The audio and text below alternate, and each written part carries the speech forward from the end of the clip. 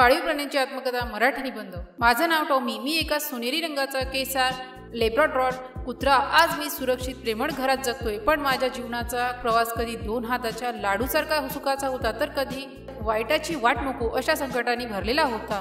ऐका माझी कहाणी। माझा जन्म एका श्रीमंत घरात झाला। मालकीन मला खूप लाड करायची। गरम पलंग, चांगलं खाणं, खेळण्याच्या टोपल्या आणि दर आठवड्याला नवीन खेळणी। मला वाटायचं मी जगातला सर्वात सुखी कुत्रा। पण एक दिवस मालकींच्या लग्नानंतर सासरच्यांना माझ्यावरती त्रास वाटू लागला। अचानक एका रात्री मला कारमध्ये बसवलं आणि एका ओसाड रस्त्यावर सोडून चालते झाली।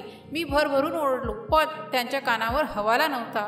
घरचा विरोधी घातक ही म्हण खरी ठरली। ज्यांना मी आपलं मानलं त्यांनीच माझा विश्वासघात केला। त्या रस्त्यावरचे दिवस माझ्या आयुष्यातले सर्वात भयानक होते। उपाशी पोट, टाकलेल्या कचऱ्यात अन्न शोधणं, पावसात ओलं होणं आणि रस्त्यावरील गाड्यांचा धोका। एकदा तर एका क्रूर माणसाने मला दगडाने मारलंही। धो धो पाऊस पडलं। असं संकट कोसळलं होतं माझ्यावर। प्रत्येक क्षण जगणंच एक संघर्ष बनलं होतं। मी फक्त एका छोट्याशा घाबरलेला कुत्रा होतो। स्वप्नातही माझं जुनं घर, ते उबाबदार आलिंगन पाहत असे।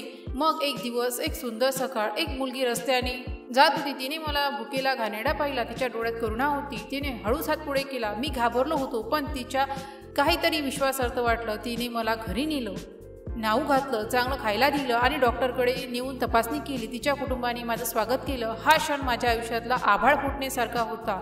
शेवटी मला पुन्हा एक घर, एक कुटुंब मिळालं होतं। आज मी खूप सुखी आहे। माझे नवे मालक मला खूप प्रेमाने टॉमी म्हणतात।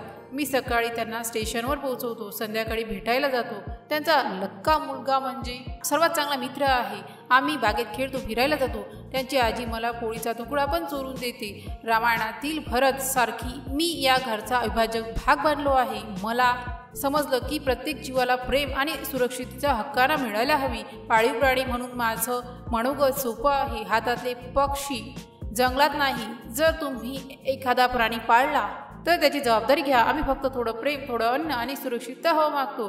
आमचं भक्तिभाव कधी संपत नाही। तुमच्या थोड्याशा प्रेमाने आमचं संपूर्ण जग उजळू शकतं। आम्ही केवळ प्राणी नाही, आम्ही तुमचे निस्वार्थ मित्र, तुमच्या दुःखाचे साथीदार आणि तुमच्या आनंदाचे साक्षीदार आहोत। हीच माझी एका पाळीव कुत्र्याची सच्ची आत्मकथा। जर या पोस्टशी संबंधित काही गोंधळ असेल किंवा आपल्याला अशा कोणत्याही विषयाची माहिती हवी असेल तर कृपया खालील दिलेल्या कमेंट बॉक्सद्वारे आपले प्रश्न आम्हाला विचारू शकता। या पोस्टशी संबंधित आणखीन काही प्रश्न असतील आपण आम्हाला ते देखील सांगू शकता की आम्ही त्या समस्या नक्कीच सोडवू।